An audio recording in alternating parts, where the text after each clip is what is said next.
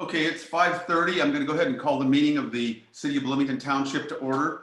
If we could start with the Pledge of Allegiance. I pledge allegiance to the flag of the of the United States of America and and to the republic for which it stands, one one nation, under God, indivisible, with liberty and justice for all. Thank you very much. Madam Clerk, would you please call the roll?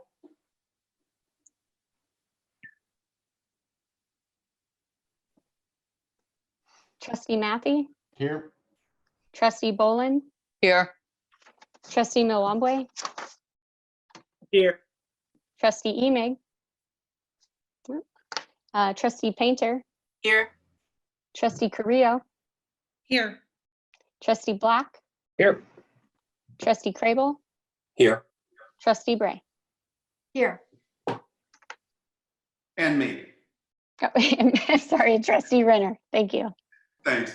Yeah, just to clarify, and the clerk will remind us that when we are finished with the township, the camera will continue to roll, and we're going to go right into the YouTube video will include whatever interlude there might be between that time and our city council meeting. Is that correct, Madam Clerk? That is correct. Okay, thank you. I just wanted everyone to understand that. Okay, first of all, we'll start with a COVID-19 discussion. And I think we're going to turn it over to Ms. Skilrud. Did you want to give us an update, or did you want to save that for your report? Hi, this is Deb. I'm here. I do have an opening statement that kind of shares some information, and then I'll request questions from that point. Does that sound okay? That sounds fine. Okay. So I wanted to share the City of Bloomington Township has 3 funds: the Town Fund, the General Assistance Fund, and the Cemetery Fund. The Town Fund is a general operating fund, while the other 2 are strictly limited. The General Assistance Fund is legally restricted to expenditures for a specific purposes. The cemetery is a discreetly presented component unit, and the cemetery maintains its own fund, a general operating fund, and 2 fiduciary funds for private trusts. The fiduciary funds are used to account for specific revenue sources, and they're also legally restricted to expenditures for specific purposes. So monies can't be transferred between these funds. Monies levied for a particular purpose can't be used for other purposes, or can only be used for that purpose.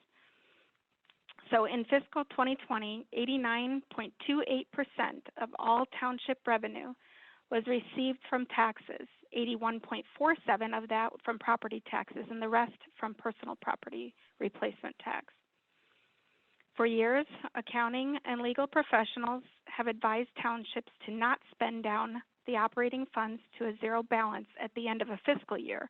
And the idea for that is for townships to retain sufficient dollars at the fiscal year end to allow normal spending during the months before property taxes become available. And it's to avoid the issuance of tax anticipation warrants or borrowing from the bank to meet its operating expenses. The township's fiscal year starts on April 1st. The professional recommendation is to have enough cash on hand from the previous year to meet operating expenses for 5 to 6 months to cover any anticipated and unanticipated expenses. Typically, property tax dollars are received late May, early June, and this cash on hand reserve is particularly important this year as the McLean County Board just approved extending the due date for the first installment from June 1 to July 1. And we don't find fault with the decision, it's just how it goes. And this just emphasizes the need that we have for these reserves. By way of comparison, I kind of want to show you that what the statutory maximum can be on each of the levies that that are extended by the City of Bloomington Township versus what we actually levy. So in the maximum tax rate for the town fund is 0.25. Our levy is 0.0881. The general assistance maximum is 0.10, and our levy is 0.0107. The cemeteries is 0.10 as well, and we levy 0.027. So what does this mean? It means that the city of Bloomington Township could levy a maximum rate of 0.45, but in reality, we're 28% less than that at 0.126. Through legal consultation, custom, and practice, it's also recommended that Township have a contingency line item for each fund. Per guidance from the council in the past, we have maintained our overall levy each year at the lowest possible level to cover basic needs and have not included a contingency fund within our budget. So where does our money go? While we do not have a road district as a coterminous township, we fulfill all other statutory requirements for it. Therefore, we're required by law to provide at a minimum under the assessor property assessment, under the supervisor, township administration, general and emergency assistance, grants for seniors, youth, mental health, and workforce development, including the POTS Recycle program. Under the cemetery, Board of Trustees is the Evergreen Memorial Cemetery. Now, I want to share with you what our general assistance and emergency assistance is about, and then we'll be wrapping up this opening statement. General assistance covers basic needs, but the eligibility guidelines are stringent based on state law and based on the uniformity imposed by federal regulations back in the 1970s. Township across the state have adopted governing standards established by the township officials of Illinois. An example of who we cannot serve is a single adult working 20 hours a week at a minimum wage after deductions would be over the income threshold and therefore ineligible for township assistance. Individuals with unearned income, like unemployment, that's over $312 a month would also be over income. You can tell that our general assistance program serves very low income, no income individuals only, not families. Attempting to alter our own GA eligibility factors could quickly run afoul of the public aid code, as well as the idea that townships adopt a uniform system as mandated by federal courts. We have very little room to make any changes. Emergency assistance is a one-time grant for households with dependent children. So our emergency assistance guidelines are based on fiscal year 2020 HUD extremely low income for Bloomington, and it's used for all of McLean County. There is a net monthly maximum income based on family size. To qualify, an applicant must have received a legal eviction notice or a utility disconnect notice, and the grant received must alleviate the emergency. Even though our hands may be tied under the state statute, the general assistance staff has begun to track the impact of COVID-19 in our community. For example, during the initial contact interview, the staff questions each individual as to what brought them to township. We are seeing an increase in those directly referencing the virus, whether directly impacted or facing hardship because of the virus's overall influence on our economy.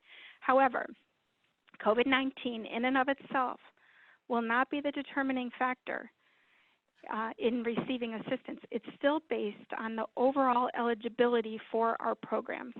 It's all state funded or state mandated. The townships also has not forgotten the general, we do have a general grant the Scott Commission extended to the township, and this year the Scott Commission gave $5,000 grant to the township. The income guidelines are set by the commission, and that's at 185% of the poverty guideline as issued by the Department of Human Health and Human Services. So the commission also provides guidelines on expenditures of the funds: urgent mental health care, medical copays, medical equipment, prescription drugs, medical-related utility bills, limited medical transportation. Again, the COVID-19 in and of itself is not the determining factor on that grant. So the township continues to explore its options under the public aid code and elsewhere. Township's extremely cautious with our funds and save money in advance to support long-range budgeting. Either way, if Township can assist in administering a program for the city to help our community, we stand ready and have the infrastructure available to do that. And I want to now open it up for questions from the trustees. Deb, the first thing you had said that the guidelines are that you want to keep between 5 and 6 months in reserve. How are you related to that in terms of the amount that you have currently in reserves? Currently, with our new fiscal year budget, it appears to have 8. 8 months. Mm-hmm. Okay, thanks. Other questions for other trustees? I'm looking at general town only, by the way, on that when I say that, okay? The general town, I see, okay. Yeah. Actually, Madam Clerk, I'm going to ask for your help because I am not able to see who may have their hand up unless, I can see all of you, but if you put your hand up, I could. Okay, Councilmember Black, I see that. Yeah, and just to note, he's turning 32 tomorrow. Go ahead. Oh boy, you had to throw it out there. Baby. No, it's like, oh God, it's true. Thanks, Deb. So I just want to go back to something that I thought I heard you say, that the way that the general assistance is administered is done through federal statute, or is that state statute, or is that local statute? It's state statutes. So the state kind of, and again, However, yes, it's state statute, but let me clarify. Back in the 70s, there were several lawsuits against different parts of the state, and that was taken to a federal level to have more unified assistance programs, and that's where the general assistance instruction took place and why everyone who adopts that instruction follows it. Gotcha. So if I'm hearing you right, it sounds like if we as trustees were to pass a amendment, ordinance, or adjustment to how that is structured, we don't have that legal authority? You do not have that legal authority. It's state statute. Do you, as the elected official, as the head of the township? No, not at all. So we're really like, we'd have to create a separate fund for which to administer any subsequent program out of. You would have to provide, yes. Yes. Could you do that yourself as the elected official? I cannot do that myself. I don't have the funds available to do that. We could work in partnership and do administration of it and take on that responsibility, but. Okay. We have other questions of Ms. Gilroy before we move on. Thank you. Other questions? You have, Mayor, Trustee Renner, you have Boland and Carrillo.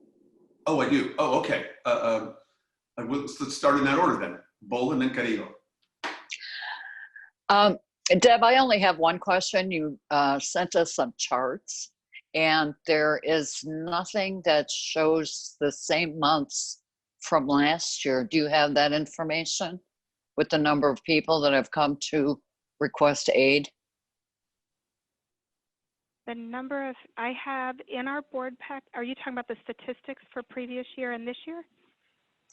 Yes, you sent us some charts in an email, and I looked them over and I did not see a comparison between March and April of this year versus March and April of last year. I did it for the whole year. I can get you that information, just not right this moment, in terms of March and April specifically for both. I looked at it for, let's see, hold on. Oh, yeah, I do. No, hang on a second, please. Let me look at my board packet. I believe what I sent you for statistics was full fiscal year of last year and this year. But if you would like me to provide you via email for all of the trustees, I can compare last year and this year for just March and April. Is that what you're Yes, asking? that's what I would like to see, that from 2019 and 2020, just to see if Sure. there's a large variation. Yeah, you won't, as far as I'm concerned, you will not see a large variation yet, Okay. but I will pull that information for you. Okay, thank you. Yeah, I'll send it in an email, okay? Trustee Carrillo, and then we're going to go ahead and move on. Thank you.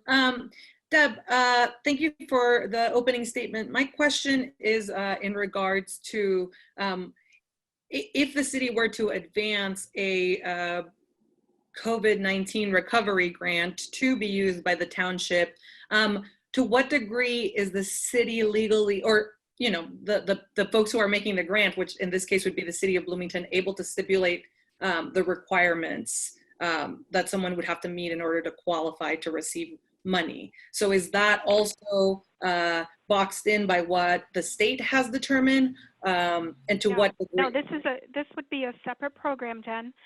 If we were to receive advanced recovery grant from the city has full responsibility for setting the parameters of that grant. It would just be administered through the township, just like the John M. Scott one is. And it would be dependent on where those funds come from for you, whether they're restricted or not, based on federal guidelines, or if you have unrestricted funds, that's your city's decision on how that goes. So thank you so much.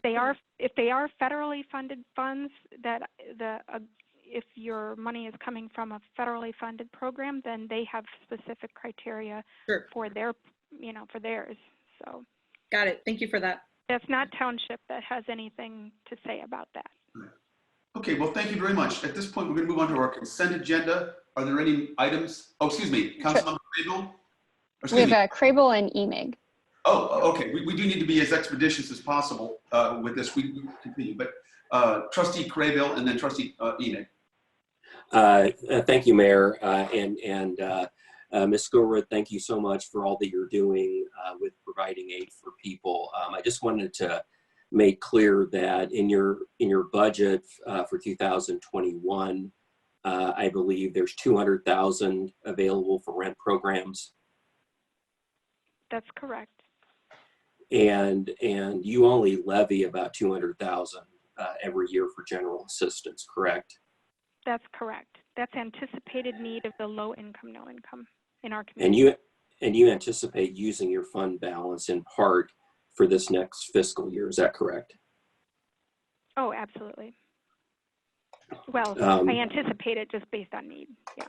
Gotcha. Not all of now, it. Obviously, but. Right. And I wanted to point out that your office only provides rental assistance to those that bring you eviction notices. Well, I need to clarify that, because if it's a general assistance person that's an individual, you don't need an eviction notice. They're very low income.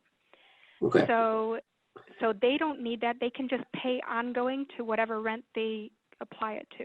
If it's emergency assistant, it must alleviate the crisis. It's by state statute, it must alleviate the crisis, which means we would have, and it has to be life-threatening, which means eviction or disconnects on utilities. And then what do you foresee with regard to the aid that might be needed from the COVID-19 crisis and the township's ability to meet that? Township is unable to meet a certain group of individuals. We handle poverty level lower, and I anticipate a great need of a different population of people. That is not something Township will be able to handle. I mean, we have no funds, because we're state statute, in terms of our funding, that is going to miss a lot of individuals. So I anticipate the need, maybe not in the next couple months, but at the end of the year when the unemployment runs out and into next year, I do anticipate all levels of populations, well, up to a certain point, needing income or needing help and assistance. Anything else, Jeff? Thank you, Deb. Thanks. That's it. Trustee Emig, and then we're going to move on.